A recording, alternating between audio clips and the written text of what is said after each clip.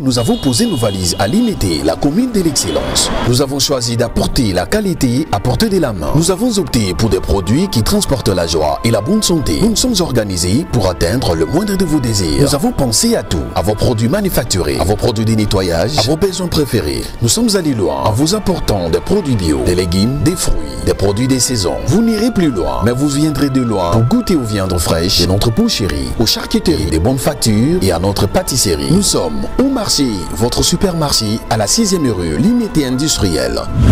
Venez sans hésiter car nous vous réservons de surprises merveilleuses. Au marché, la qualité chez vous. Au marché, pour un marché gagnant-gagnant.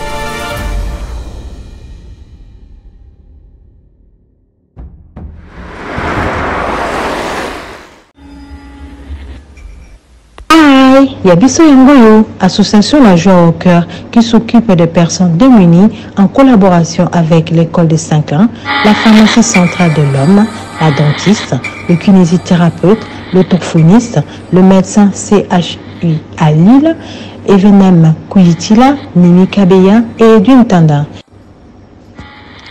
Sans oublier les infirmiers Judith et Anthony qui nous donnent leur temps et leur savoir. Nous avons plusieurs filiales sociales, éducatives et santé. Parce que le lien construit l'humanité, l'association La Joie au Cœur vous confie un enfant parrainé à vos comptes. ONG La Merveille, s'occupant à l'orientation et la reconversion professionnelle de tout âge confondu. Centre hospitalier Maria Antonio Paris, clinique de Lubumbashi, aux consultations, urgences et hospitalisation, avec plusieurs unités dont la médecine générale, la maternité, orthopédie, appareils locomoteurs et respiratoires, et l'unité dentaire. Le complexe scolaire Philippe remercie l'association qui nous a envoyé ces livres. Moi et les élèves, nous disons merci.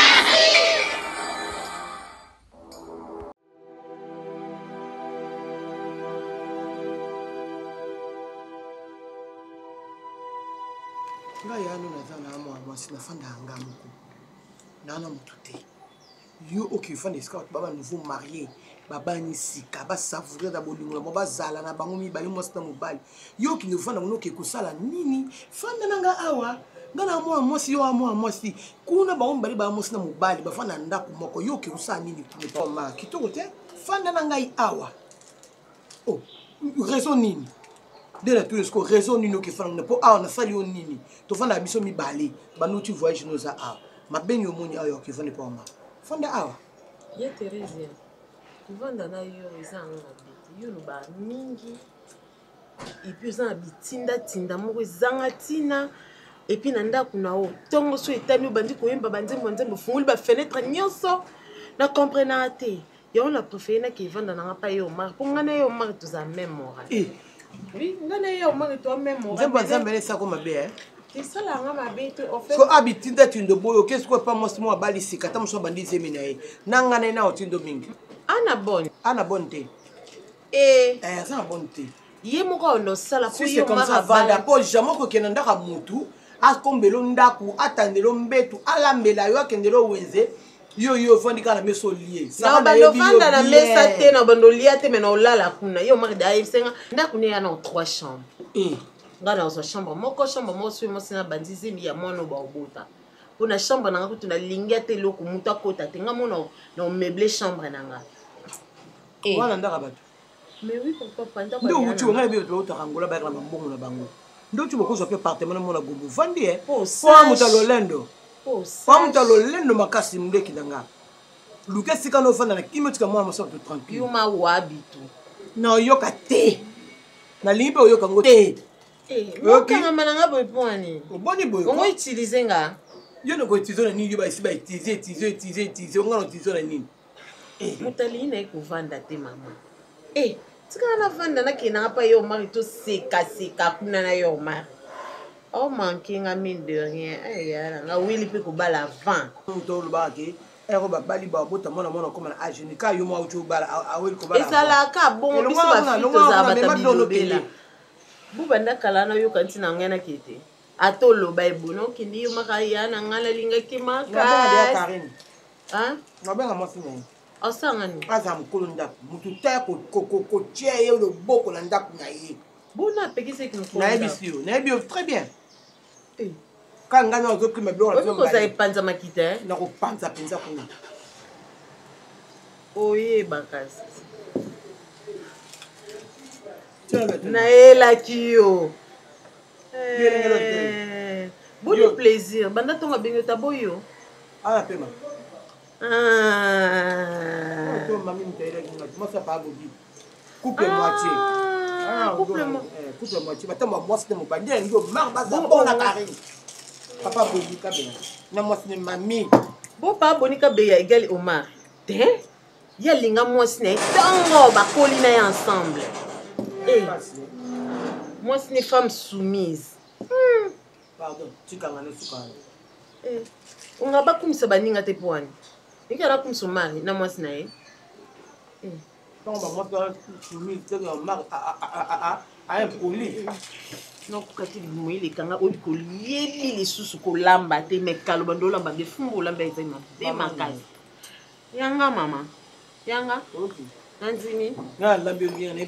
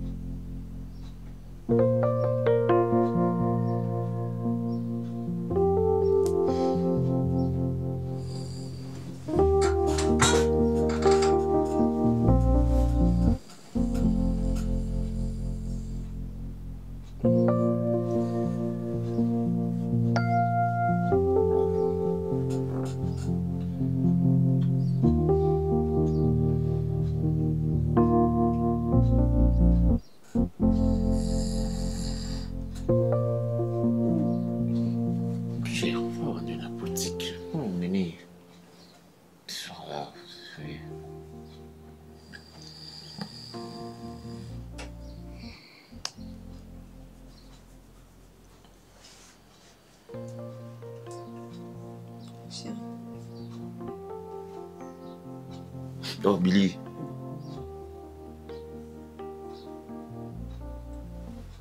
Je peux te parler, s'il te plaît. Mimi. Pardon, pardon. S'il te plaît, chérie. Mon maman, s'il te plaît. Parle-moi. Il est 3 heures, c'est j'ai besoin de te parler. T'as pas remarqué qu'il n'a pas coco à la tête? Pourquoi?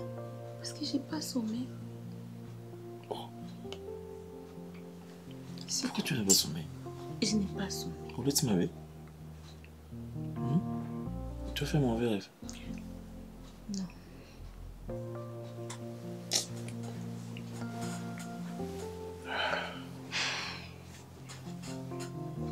Mais moi, je travaille trop la journée. Je sais.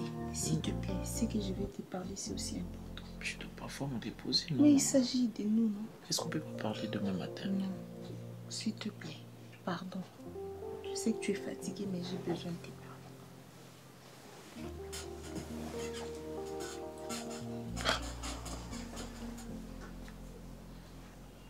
Chérie, Tu sais, toute femme, elle a rêvé mariage na vie nae. Il y a les bossos. Je ne sais pas pour les autres, mais du moins pour moi. Des enfants. Mimi. Le mari, chérie, laisse-moi terminer, s'il te plaît. Tu veux commencer avec cette histoire terminer, quand même? Mais écoute-moi. Hein? Il est 10 heures du matin. Écoute-moi, s'il te plaît, j'ai pas fini. Mais tout ce que tu veux dire à travers cette histoire, je connais.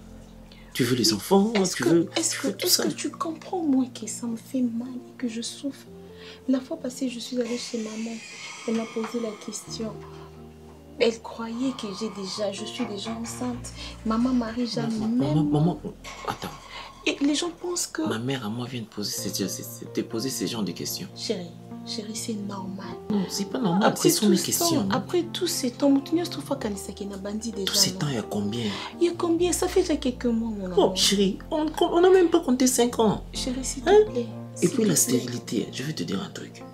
La stérilité est une maladie de couple. Il n'y a pas extraordinaire là-dedans. Tu comprends? Mais moi, je ne suis pas stérile. Oui, je ne suis pas stérile. Je sais. Attends. Est-ce qu'on doit commencer à parler de mon problème? Non. Hein? Juste, Nangika, c'est quand même cause conscience. Et que tu fasses un effort, il y a une solution. Quand tu parles de la conscience... Mais ça ne me plaît pas de rester comme ça. Non seulement, mais quand même, j'ai toujours rêvé d'avoir les enfants avec toi.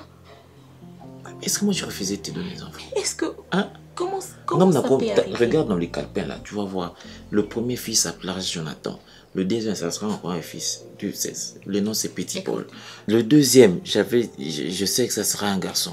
Son nom, ça sera Petit Paul. Le troisième, attends, pour te dire que je rêve aussi d'avoir des enfants avec toi. Mais tu rêves, oui, bien sûr, mais tu n'as fourni aucun effort, chérie. C'est quoi l'effort qu'on doit faire? L'effort que tu dois faire, c'est d'aller te faire soigner. Non. Chérie, s'il te plaît, aie pitié de moi. Je suis une femme. Maman. Ça ne me plaît pas de rester comme ça. Tout le monde a tout à la macabre, son balai, télévision, tout ça. Et puis, je veux te dire quelque chose. Chérie, s'il te plaît, ça me fait pas. Je veux te dire quelque chose. Écoute-moi, ma très chère.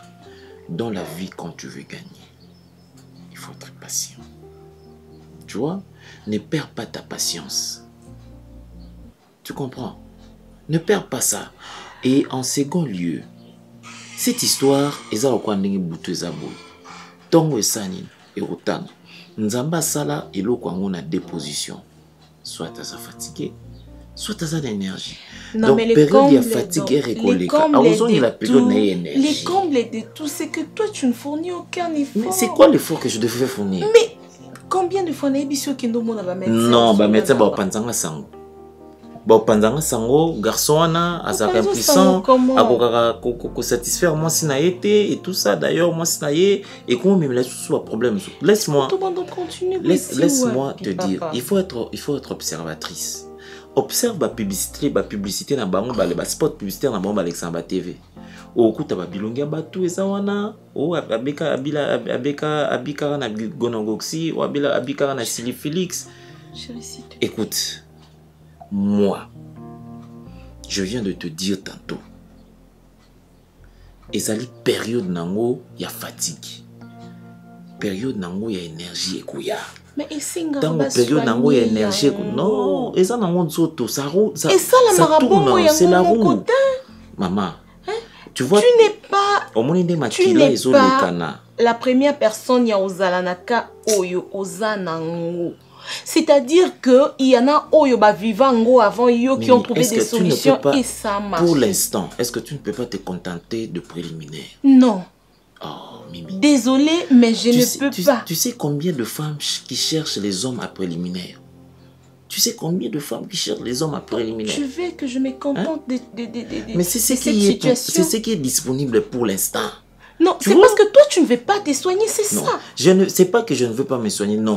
Je suis en train de comprendre que c'est ma période de fatigue.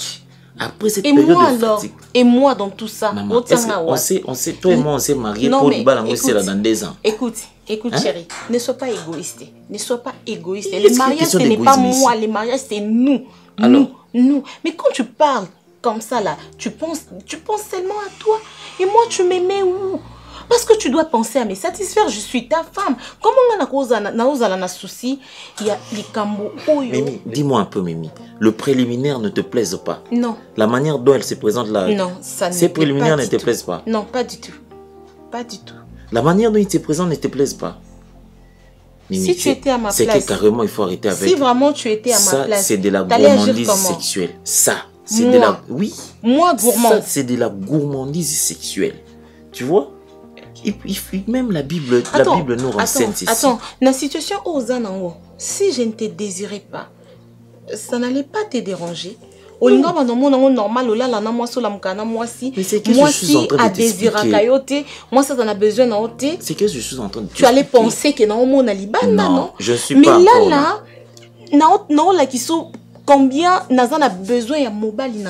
Je suis là à t'écouter, non? Mais tu es là à m'écouter, mais c'est pas suffisant. Mais ce n'est pas suffisant. La manière dont moi j'exploite les préliminaires, ça ne te suffit écoute, pas. Tu ne m'as pas épousé pour être là à côté de moi. Tu m'as épousé aussi pour d'autres raisons. Tu le sais. Tolala. Tu sais, on y est dorénavant. Comme ce sont mes parents, principalement ma mère qui vient ici t'embêter. Ce bateau nous m'a bana, il s'est bon boui. Mobile nanga, il s'est kinga turbo ta siko nano. Parce que Azolinga a préparé koya moi na moko et sur sa liste il y a 5 enfants. Bana wana moko na bango il faut un compte bancaire na ye. Jonathan a un compte bancaire na ye, Tichi compte bancaire na ye, Petit Paul compte bancaire na ye, Rebecca compte bancaire na ye. Arrête ça s'il te plaît. Esther compte bancaire na ye, na Lucas. Tu sais bien que c'est faux, Makamio Sozolo Baana, ce n'est qu'une excuse. Attends, non. C'est pas ça la vérité. Un monsieur qui a le nom de ses enfants dans la tête, Azan pour Sabanate. J'ai le nom de mes 6 enfants dans mon un monsieur qui n'arrive pas à assumer ses responsabilités en tant que monsieur. Quelle est cette responsabilité? Travail en tant que monsieur. Quelle est cette responsabilité? Tu penses que moi je suis ta soeur, je suis ta cousine, j'ai besoin de te voir dormir comme ça, je fais des préliminaires avec ma cousine? Non. Moi j'ai besoin que tu fasses ton travail en tant qu'homme sur moi. Les préliminaires, je le fais avec ma cousine. Le préliminaire là, je le fais avec ma cousine. Un grand moment de préliminaire qui se passe ici. Un grand moment de préliminaire ici, là. Je le fais avec ma cousine. Il faut considérer tout moment quand même. Tout moment est moment. Préliminaire, tu m'as épousé pour faire des préliminaires. Chérie, tout moment est moment. Tout moment est moment. Il ne faut pas négliger les préliminaires. Il y a de ces femmes-là qui en veulent. Hein? Oh.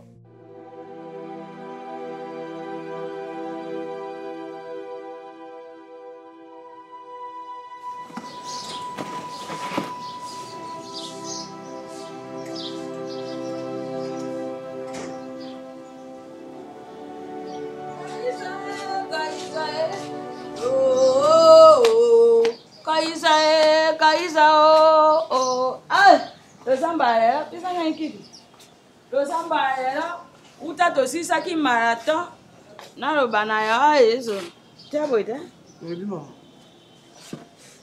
yo zanga ka boto su bempo na ni no yo ki mama na yo mo no ya boto sa zaka tango yo ki moboti na yo otelemi yango ninga ka okende mona amite nzambe ninga ka okende mona amite na mona mbateni bazo te ka be la kisa biso ko bondela ba bondela ndeni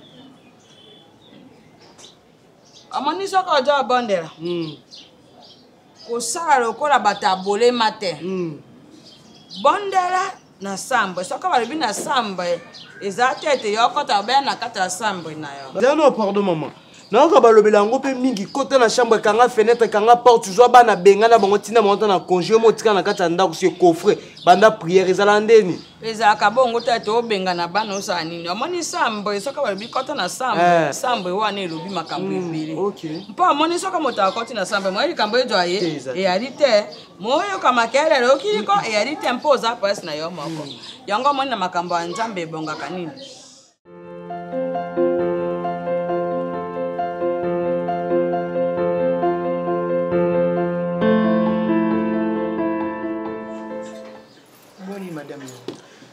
Vous êtes très à l'aise, hein? Qui vient?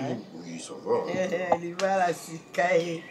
Et on a la zone de Angoul. Papa Fanda. On a Wenge, non?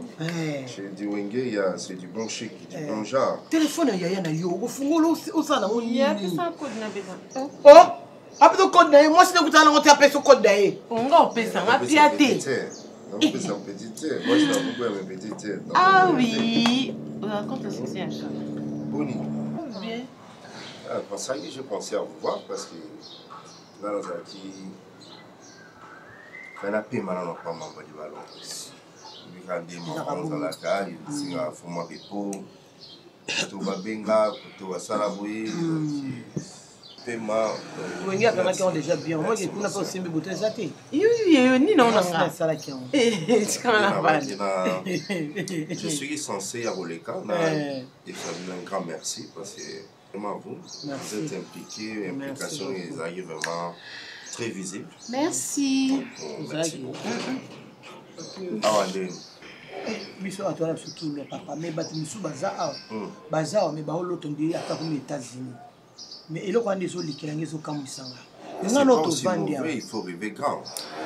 Quand vous avez to vandi a on anda ko ngana yo biso mibale ozolinga te mozolinga ki déranger bato mo ba vandi ba bani sika lokaka ngate tangaka kombo na bato mo ba bani sika ba fana bango ba savourer na bolingo ndesarati na olinga na yana ngakuna kufanda sko iye banda oloba banda oboya eza nini yango oma to be monde to vandi bona famille tobi ke ngano sara linga musala te domitima kenja wa dilundo la kiba azue ba fana kana flat awa problème mutabali na esika ya buzana mo msala te saratika biloko oyo elekelanga tika beto bafana bango mibali oyebi osangisa te oyebi osangisa te tazonga voyage mado est-ce que tindaka yanda otinda na ete ya baka yaya s'il te plaît et tu veux prendre ça yaya s'il te plaît enlève ça bitinda na eka ya mwa bengana nyonso yango na mabeza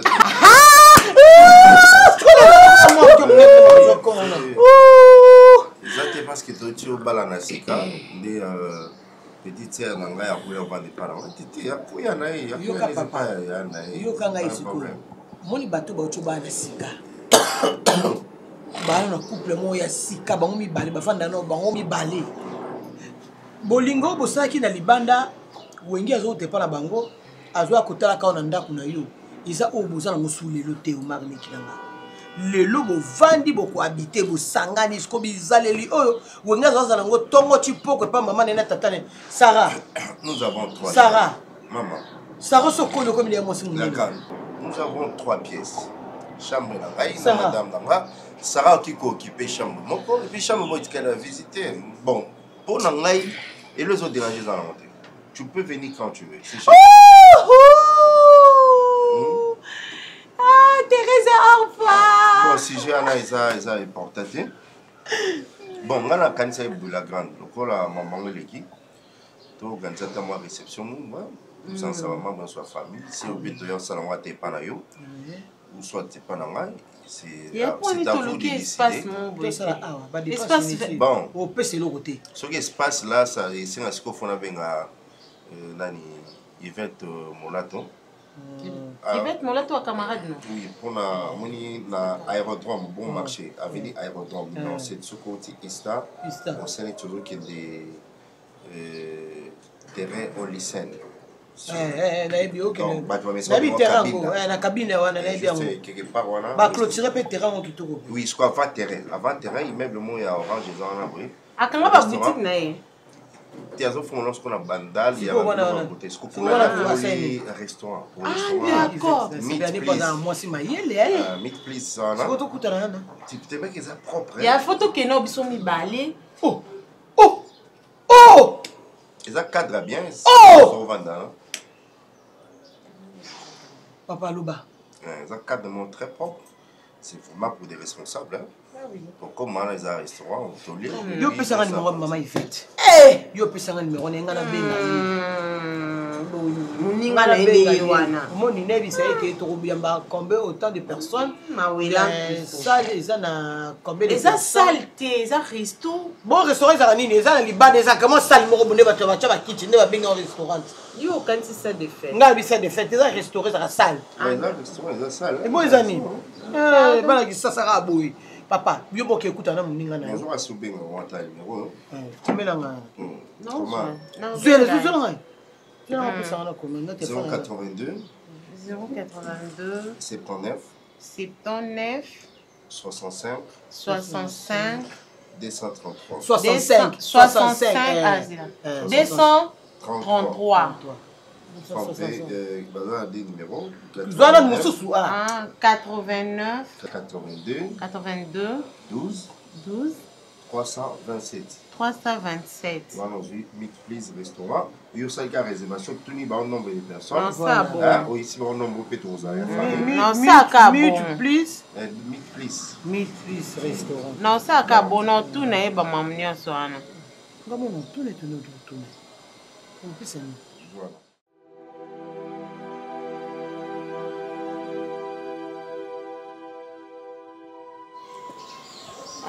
nabengaki okapo jo wana oye nalobi nokalika mwana osali neti osiliki ochange imere mbala moko na bangi nayebita mosusu likambo ezali nga naokende yango na blague ubie nazokende yango trop vite en besogne nde nalingaki tosola na yo likambo nini mwasi so abali alinga ayoka masola babebe boyeboye yo natangika likambo kosopa so okangi elongi likambo nini nakanga ndenge elongi te mama nakanga elongi te nakanga elongi mpona qu'est-ce qui est-ce que maman tu ndenge ezaki ya mabe c'est comme si eza na problème wana ngai nga na mama na yo nini likambo nyonso sa vie na yo ya makasi oyo ekosala yo esengo na oyo ekosala yo mpasi motu ifo ayeba yango liboso eza nga mama na yo motu ifo asepela esengo no liboso eza ngai motu ifo ayoka mpasi na makambo no liboso eza ngai seka na yo eza nga mama na yo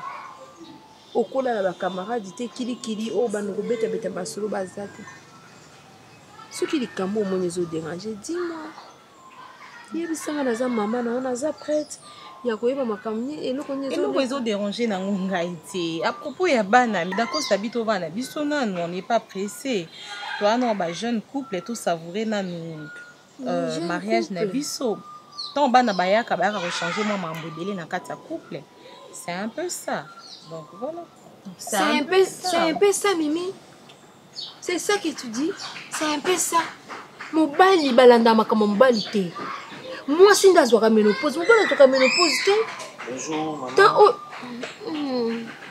papa d'accord bien papa vous allez bien ma chérie ça va oui ça va ton numéro passe mais les téléphones sonnent à vite les téléphones sonnent à vite. J'ai pas entendu. Oui, papa. Oui, ça va, maman. Oui, mais ouais. Naouti Moussala.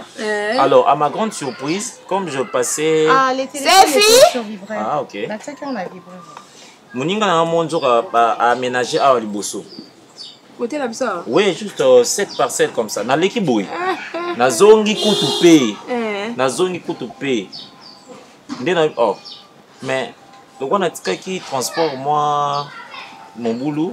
Mais nakutaka na zwa mimi na pesa pe maman mote o sali bien na nzelo nde bebi na mai donc na bi yela wana okiti wana mai papa tant d'accord ça te sinon tu étais là depuis ouais ok oh vous savez l'équipe bien j'ai fait une heure du temps depuis Nazara ouais maman ya no banda ya ki bazozela aozela biloko alia non mais la bina la congote na banda ça comme ça nda pas bonjour bonjour maman ça va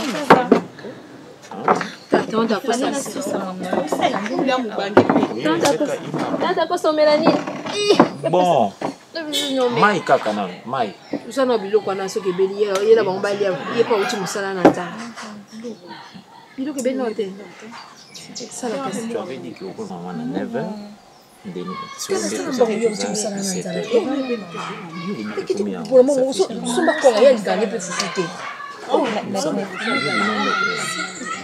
c'est la question qui teste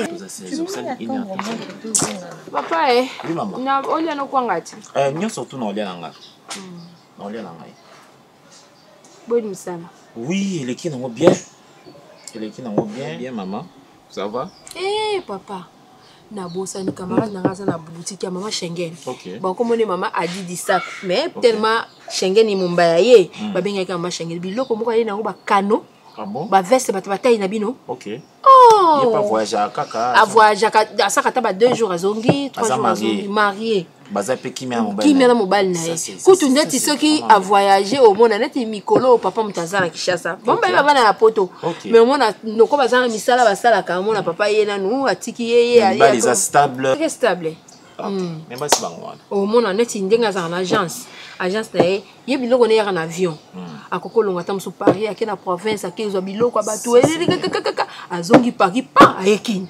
Mais tu peux faire ça? Moi, c'est qui toque pembe. Parce que je suis en train de réfléchir. Mais est-ce qu'on pembe?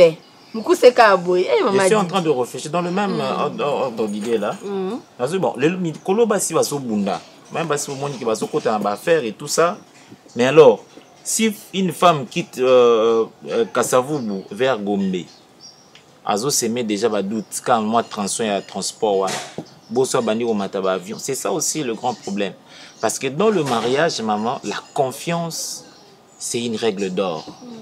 La confiance, c'est l'eau. Ceux qui confiance, c'est ça, maman, comme un problème. La confiance est basée sur la sincérité. Obi, ah bon, par exemple, je prends ça comme ça. Nazo komanda ku, Nazo qui n'est pas maman à 9h. Tu donnes un exemple comme ça. Nazo qui n'est pas maman à 9h. Mais alors, combien par maman? Oui, 12 heures. On n'arrive pas, maman, au thé, ça fait 1 heure, tu as 16 heures. Donc, si on a 16 heures, on a 1 heure, tu as 15 heures. Donc, il y a 2 heures, dit-on, où il y a le coup de place. Ce sont des détails-là, ils m'ont soigné. Si ça ne se soigne pas, eh bien, comme il est difficile. Mais pas d'accord, l'amour ne soupçonne pas. Hein. Oui, maman. L'amour ne soupçonne pas. Bah, dit-on, il y a auteur, il y a Kala. Bah, avènement, il y a technologie avec tout ce qui existe aujourd'hui. Au fur et à mesure, la technologie avance, maman. Le coup tapé, je sais pas, tout soit sur la maman.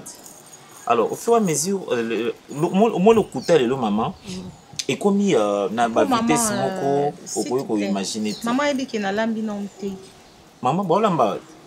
Non, mais on peut partir. Est-ce qu'il faut tout dire? Tu pas maman. Nalia nanga. Awa peteza. Bon si jamais nalia nanga. Awa peteza non.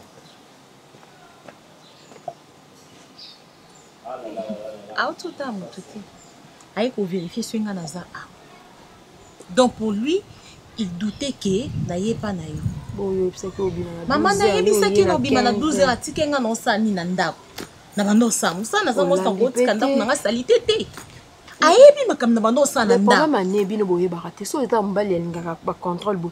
On ngo bimaka ka so na 15 ans on bi papa chéri. Nazo ki tant que na mo était siko n'est pas maman, on a fixé qui est dans longwa nanda koute na ki nazo qui n'est pas maman. Il m'a appelé na nazo qui n'est pas maman. To ko so batambo ito kanza biso na to sa complexité. Kende kuna zoli au pesa petit kuna. Dans la pesa petit. Oui, maman, Sali. Ouais, ok. Oui, Stéphie.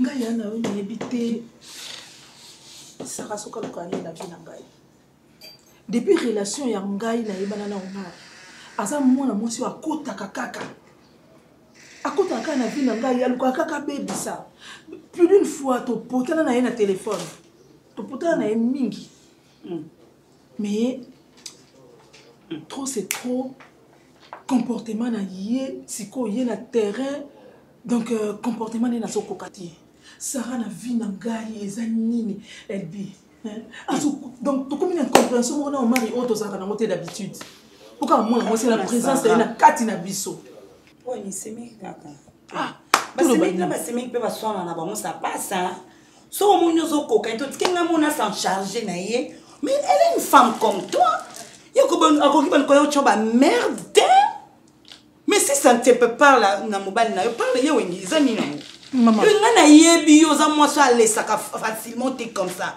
parce que ça c'est meki mais le bien ta yo pour na ka ki c'est meki na bo ite ça c'est meki ce qu'on y a mal bon tant que c'est alobani alobani oyebiki omari oyo nyonso nalobaka mpona Sarah eza mabe nakoloba eloko malamu te mpona Sarah donc mpona ye nga na ye tokomaka na batira mabenda tika so nalobi ka likambo ya Sarah mokolo na oyebiki heure moko akoparvenir même kolia te mpona kaka lokwa nga nazoloba likambo ya ndeko ye mwasi tonini yango yo soki caprice soki moleki na bango za capricieuse asanga ye pa baboti na ye il faut yeba eloko moko ici c'est chez toi. Tu ne peux pas baisser les bras parce que elle est la capricieuse de la famille. Elle peut faire du n'importe quoi. Mon conga n'a croisé. On comprend que a libo matin. Pour le monde, on a battu sous ce n'est qu'à respecter. On lingi bongote. On lingi to comme à battre. Mais entre nous les semecs, ok, entre nous les belles sœurs, ça passe. Nous t'en coufate. Dans ces cas, le solo canaille au moins, c'est pas un balino. Solo naie, t'as l'issue parce qu'on comme mal à l'aise. Ya kolinga pete ki mwasi na kata ndako parce que naza leki na ifa za la mal à l'aise. Parle encore avec lui. Soko simité mais tu sais ni ki mwasi. Unanda ku mutamba na yo cha mal à l'aise parce que yaza leki ya mobali na ndeni. Mama, webi ke libale kitisa ba to so na mitalinga. Ni mama na kam ya wenge. Non soma kaka mais selon kana kimi. Ce qui pouvoir aussi la mondeni. Si ça ne tient pas, tu l'agis. Oh, ni nango. Soumission. Non, ka fufu. Kula mbi. Mama, yo pena mwasi na kama mnende uzaka oye pena otuna. Moi si basi ali aloso. Na loso. Nga ali aloso to. Yo lamba fufuna. Yo ka boye, no mbano ni loso. Tita biso. Na ngo ya te ko ko lisanga. Bo kukweza malandako.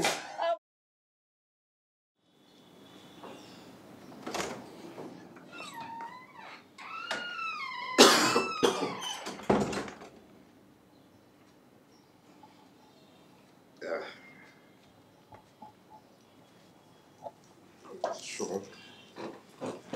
Tu as chaud? Non, oui, c'est chaud. Oui, je me suis lavé. Vous me cassez dans votre chemise sans me laver. J'étais sur la grande et on a essayé un peu de discuter un peu. Et il tient toujours à propos de Sarah. Sarah a tenu Kakaya. Moi j'ai dit, c'est pas un problème. D'ici là, Sarah, il faut y avoir. Donc, elle serait obligée à occuper chambre. On va visiter mon corps. Donc, ça, donc, comme il va être 3 heures. Et après, il y a des gens qui vous ont déjà informé au préalable. Voilà. Si je comprends bien, donc tu m'informes parce que tu es déjà décidé. Ben oui. Donc tu as décidé que Sarah aille à... Et ça qui est soumis, hein? Je suis d'accord. Marie, oh, ça... Qu'on s'est moqué et puis qu'on peut s'en valeur, hein? En quoi? Moi, si il faut que na harmonie même, il y a ma loba na bino. Hein? Na décision bozo na ndako. Qu'est-ce qu'on s'était dit la fois passée? C'était quoi? Ngana to so la rateke ya po Saraya na lobaki non Saraya te et puis ke na bongo ndenge to so la ka. Mais neni lelo ko yiko la muka wero yebisa ke Sarah zoya. D'accord, na mona qui inconvénient sur qui Sarah ay awa. Certes, on s'était arrêté à ce point-là. Mais c'est qu'on a kikuna elle tient ce qu'il y a kufanda. Elle tient pour yenan. Pourquoi aller kinayo? Non, moi j'ai dit non. Non, na yo za retard. Ils ont arrêté en dernier mari. Non, non, non, non. On nous a respecté. Je ne suis pas d'accord avec toi. On nous a respecté. Non, des amants qui respect. Oui, les amants qui a respect. Pour nous assurer na katia ndaku ya couple, il faut harmonier ça là. Na nyonso. Ceux qui ont lobby na lobby photo yo quand on se mettre d'accord. D'un commun accord pour notre ndima mupaya toto ça les loro ndako. Ceux tout sont melo ndako na so ils ont la provision. Et ils ont la télé to changer meuble nyonso tout solo to vana to solo rati. Yo lo baka ngana lo baka. Bongo ya siko ya koselanga mupaya na ndaku na ngai tout d'un coup boye malgré la boy oso selanga ya kovanda pona nini. Na intérêt ni na yebision na intérêt ni zulanga mutumsu je comprends. Na ko yiko accepter ngo. Même si oketo luka mwana za mwana muke o biso mo to koki ko encadrer, to koki ko éduquer, to koki oki oselanga mukolo bongo, hein? Ako changer na ndako te. nayebi ke kokoma ya Sarah na kati ya ndako ekoma ngana otika simba eloko na boyi na kati ya ndako na ngai yango wana quoi ozochauffe matoi na nga na makelele yo moni yango makelele vraiment moni yango makelele on moni yango vraiment makelele on nga nazopesa avis na ngai yo nazo moni yango makelele akoya mais quand tu cries comme ça me fait mal aux oreilles donc on décide à ya malgré nga na lobby on moni ke aya donc toi tu veux changer mes décisions c'est ça. Donc madame a télémi, elle est fâchée et puis elle a changé ma propos dans le que Sarah Zoya Awawa. Tu trouves ça normal? Au cause de la problème ni la petite sœur là. Tina na ngani na ndako. Oyoka onga na ça osala. Ah. Na buzoba na onga na lingite na ndima kaka. Donc pas ça alléluia amen le quoi l'église. Alléluia amen. Ma sœur ici chez moi ils a buzoba ndé obenga. OK. C'est ça. Donc si c'était ta sœur, il y a buzoba té. Oyanga indi za buzoba. Yanga ipe sœur sera ta qui da comportement mabe na lingana ndime pembe na ngai té. Oyoki. To vali no combien de fois ça là que nous sommes décollant mona pa na ya. Vous avez des accrochages au téléphone parce que vous comprenez pas c'était a changé na yo kata na yo ka sango pe Sarah kuna ko ba ko sambe ato a changé azaka la même Sarah on a yebi. Combien de fois ça là problème na bato. Ah non, il a changé. Natangelo bato. Natangelo bato. Misapi nango ekosila. So na bano tanga misapi nango ekosila na comportement ya Sarah. Oh Marie, merci. Le gars moni que Sarah ne akoki ko Aya. Mwindo ndogo sa journée na. Aya. Aya le bobunda. Lo baka bo. Aya to bunda. Oh.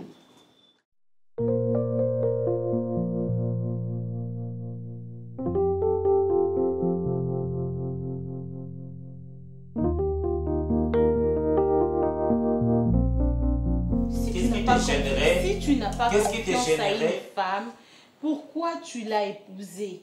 Pourquoi tu l'as épousée? Donc même ma mère comprend que tu n'as pas confiance en moi. Tu fais semblant, soi-disant, tu passais de ces côtés-là alors que tu m'as suivi. Tu savais que j'allais chez ma maman. Non mais oui, tu es venu vérifier. Je suis en train de suivre les amis dans le restaurant. Je suis uniquement venu ici na tika costume na lata qui n'a changé cravate. Pona bima na zana posa ya koswana. Te kobima te to vanda. Soki ozalaki na ozana ba projet, ozana ba projet. Non, c'est une rencontre à faire. Tu es allé me chercher chez ma maman ou to vanda bisuni balé. Je ne suis pas allé te chercher na sens de non, j'étais de passage et donc je me suis retrouvé mais dans un avenir, il y a belle mère Nanga, pourquoi ne pas entrer? Mais tu pouvais passer, tu n'étais pas obligé. Quand tu sors ici, souvent, au Kenda, on a un camarade, on a un restaurant, on a une piscine, les femmes mariées, entre guillemets. Est-ce qu'au monde a un gaï dans la Narokuna? Bisika ni nyonga na kenda place où baninga ku bavandi bozo mupepe mbana ba nanda ku mobile nanga to sutuka ka komi. Naza na maluku to sutuka okomi. Naza na kintsuka to sutuka okomi. Donc yo même embouteillage empêche quand on est là, je me demande parfois comment tu fais. Yimutu okenda justement na adresse mais pas puis tu supposes que Naza au côtoyer. Attends, moi je n'ai pas à te surveiller comme si j'étais ton bodyguard. Mais non. Tu le fais quand même. Pas du tout. Que tu le veuilles ou non. Pas du tout. Je te laisse tranquille parce que tu es humain. Tu peux faire... Maman, tu es ivre ou comment? Être ivre de ma femme, ça te dérange où? Si toi tu n'es pas ivre de moi, je comprends. Écoute, tu ne sors pas. Je sors. Toi, tu ne sors pas. Si toi, tu veux sortir, non, tu ne sors pas. Si tu veux sortir. Si tu voulais réellement sortir, au lieu d'entrer chez ma maman, tu pouvais aller déjà rejoindre tes amis comme ça pour passer dans mon temps. Moi aussi, j'aurais le temps de passer. T'es jalouse? Moi? T'es jalouse? Mais bien sûr que je peux être jalouse. Ah, d'accord. C'est normal, tu es mon mari. Mais pourquoi tu me reproches si moi je... Même si je jouais à l'espion pour ma femme, ce n'est pas un problème. Mais il fallait accepter. N'a accepté. Ah voilà. Oui. Nalanda Kiyo. Je savais cette histoire-là de comme je suis passée devant de votre parcelle, tout ça, et puis je me suis souvenu que ma belle-mère habite ici. Alors je devrais entrer. Je savais que c'était des bobas. Oui. Tu m'as suivi. Et ça là qui pena boba, et ça qui bêtise, et ça qui pire mensonge Nalanda Kiyo. Non mais pas maman. En fin de compte, tu vas devenir fou. Même si je deviens fou, c'est pour ma femme. Tu le deviens déjà d'ailleurs, et tu quelqu'un au Kata Bilamba. Problème est ça, si ça va plaire à ma femme, non Kata. Ça me plaît moi. Si ça va te plaire, non Kata. Moi qui n'ai plus le temps de dialoguer avec mon mari calmement. Qu'est-ce que tu appelles dialogue? On a le temps de discuter. Là, on dialogue. C'est comme c'est ça que tu appelles un dialogue. Parce que tu veux en faire un problème. C'est ça que tu appelles un dialogue. Tu pouvais dire, chérie, tu m'as suivi chez maman, c'était mignon, c'était tellement bien. Pourquoi tu peux pas trouver ça mignon? Trouver ça mignon, tu doutes de moi. C'est pas question de douter. Non, tu commences à me poser déjà des questions devant ma maman. Oh, tu vois, comment Ernie, au salaire. Donc, est-ce qu'elle est comme tu as notion de ça, on a mis sa maman. Quelques jours pour comprendre que Yaboé. Fali demande à sa femme. Nana vient me surprendre une fois dans le bureau. Tu vois, ce sont des choses que toi tu ne fais pas.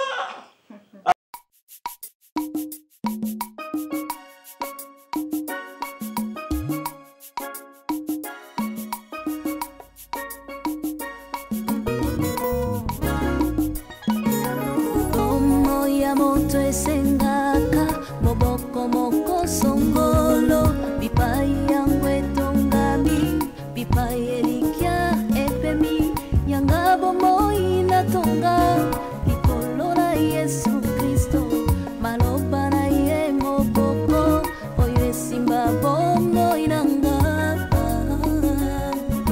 na ye kaka yende ei yawe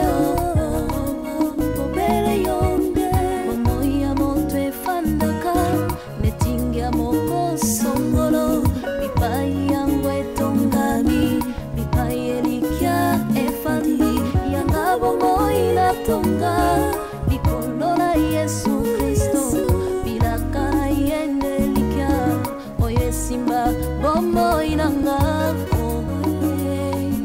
na ye